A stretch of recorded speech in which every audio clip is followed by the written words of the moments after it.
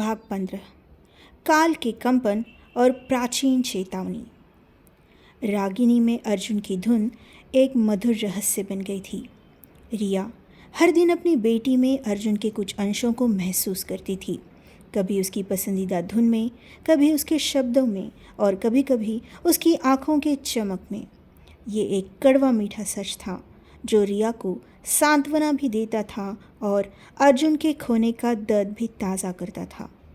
आदित्य इस अनोखी स्थिति का गवाह था और उसने रिया को समझाया कि इस रहस्य को दुनिया से छिपा कर रखना कितना ज़रूरी है। रागिनी मेमोरियल फाउंडेशन सफलता की नई ऊंचाइयों को छू रहा था। रिया और आदित्य ने इसे अपना जीवन समर्पित कर दिया था और रागिनी उनकी हर खुशी का केंद्र थी। सब कुछ सामान्य लग रहा था, लेकिन धीरे धीरे उनके आसपास कुछ असामान्य घटनाएं घटने लगी। शुरुआत में ये घटनाएं छोटी थी और इन्हें अनदेखा करना आसान था। कभी फाउंडेशन के कार्यालय में घड़ियां अचानक तेज़ी से चलने लगती और फिर रुक जाती। कभी रागिनी के कमरे में रखी पुरानी तस्वीरें कुछ पलों के लिए झिलमिलाती और धुंधली हो जाती। कभी रिया को ऐसा लगता जैसे हवा में एक क्षण के लिए अजीब सी कंपन हुई हो, जैसे समय खुद हिल गया हो। अर्जुन के पुराने गिटार के तार कभी कभी अपने आप ही बज उठते थे, एक धीमी उदास धुन निकालते हुए। एक रात जब रागिनी गहरी नींद में थी, उसके कमरे से एक हल्की रहस्यमय रोशनी निकलने लगी। रिया और आदित्य डरकर अंदर भागे। उन्होंने देखा कि रागिनी के बिस्तर के ऊपर हवा में वही प्राचीन प्रतीक चमक रहा था जो उन्हें सिक्के और पेंटिंग पर मिला था। प्रतीक कुछ पलों के लिए झिलमिलाया और फिर गायब हो गया। रिया का दिल तेजी से धड़कने लगा। ये क्या था? आदित्य का चेहरा गंभीर था। ये शुभ संकेत नहीं है रिया। मुझे लगता है कि रागिनी की वापसी और उसके भीतर अर्जुन की ऊर्जा का होना काल के धागों को प्रभावित कर रहा है। अगले ही दिन जब वे फाउंडेशन में काम कर रहे थे, तभी अचानक संरक्षक महिला उनके सामने प्रकट हुई। वो उतनी ही शांत और गंभीर दिख रही थी जितनी खंडहर में थी, लेकिन उसकी आंखों में अब एक अजीब सी चिंता थी। वो बिना किसी आहट के अंदर आई, जैसे हवा में घुल गई हो। रिया और आदित्य चौंक गए। आप यहाँ? रिया ने कहा। संरक्षक ने सीधे आकाश की ओर देखा, जैसे वो पहले से ही जानता हो कि वे क्या अनुभव कर रहे हैं। संतुलन बिगड़ रहा है बच्चे, तुमने समय के नियमों को चुनौती दी है। क्या आप काल के धागों में होने वाली गड़बड़ी के बारे में बात कर रहे हैं? आदित्य ने पूछा। हाँ, संरक्षक ने धीरे से कहा। रागिनी की आत्मा की वापसी और उसके भीतर अर्जुन की ऊर्जा का समावेश एक शक्तिशाली विस्थापन है। इससे काल के धागों में कंपन पैदा हो रहा है और ये कंपन कुछ ऐसी चीज़ों को आकर्षित कर रहा है जो ब्रह्मांडीय संतुलन के लिए खतरा है। क्या खतरा? रिया ने डर कर पूछा। उसके मन में रागिनी की सुरक्षा का सवाल था।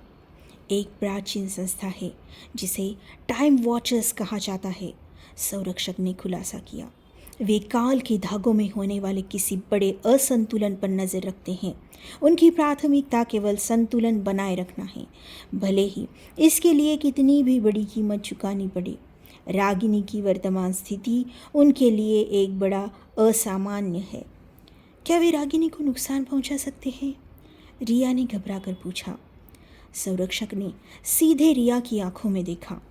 वे हर उस चीज़ को खत्म कर देंगे जो संतुलन के लिए खतरा है।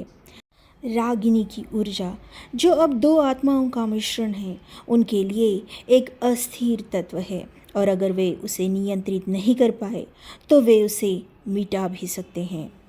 रिया का खून जम गया। उसकी बेटी, जिसे उसने मुश्किल से वापस पाया था, अब एक नए अदृश्य खतरे में थी। हमें क्या करना होगा? आदित्य ने पूछा। तुम्हें रागिनी की ऊर्जा को स्थिर करना होगा, संरक्षक ने कहा। उसे काल के केंद्र से जोड़ना होगा ताकि उसकी उस ऊर्जा ब्रह्मांड के प्रवाह में ठीक से समा सके और असंतुलन दूर हो।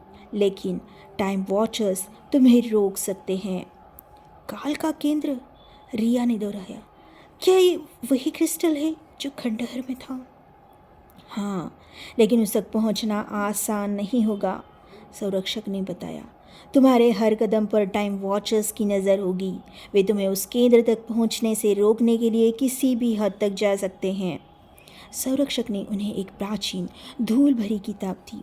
ये काल पुस्तिका है। इसमें काल के धागों और केंद्र तक पहुंचने के बारे में कुछ गुप्त जानकारी है। इसे सावधानी से पढ़ना। ये तुम्हारी अगली यात्रा का मार्गदर्शन करेगी।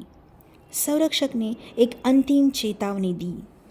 याद रखना, इस रास्ते पर तुम्हें ऐसे भ्रम और चुनौतियों का सामना करना पड़ेगा जिनकी तुमने कभी कल्पना भी नहीं की होगी। टाइम वॉचर्स केवल सैनिक नहीं हैं, वे काल के धागों को नियंत्रित करने की शक्ति रखते हैं। वे तुम्हारे अतीत और भविष्य को एक साथ दिखाकर तुम्हें भ्रमित करने की कोशिश करेंगे। तुम्हारा दृढ़ संकल्प और एक दूसरे पर विश्वास ही तुम्हें बचाएगा। इतना कहकर संरक्षक महिला धीरे धीरे धुंधली होती गई और हवा में विलीन हो गई, जैसे वो कभी वहाँ थी ही नहीं। रिया, आदित्य और रागिनी, जो मासूमियत से उन्हें देख रहे थे, एक दूसरे को देखने लगे। एक तरफ रागिनी की सुरक्षा का सवाल था, दूसरी तरफ एक नया अकल्पनीय खतरा। उनकी जिंदगी फिर से एक रहस्यमय और खतरनाक मोड़ पर आ खड़ी हुई थी। उन्हें अब सिर्फ रागिनी को बचाना नहीं था, बल्कि काल के संतुलन को भी बनाए रखना था। और ऐसा करने के लिए उन्हें उस काल पुस्तिका में छिपे रहस्य को उजागर करना होगा और टाइम वॉचर से निपटना होगा।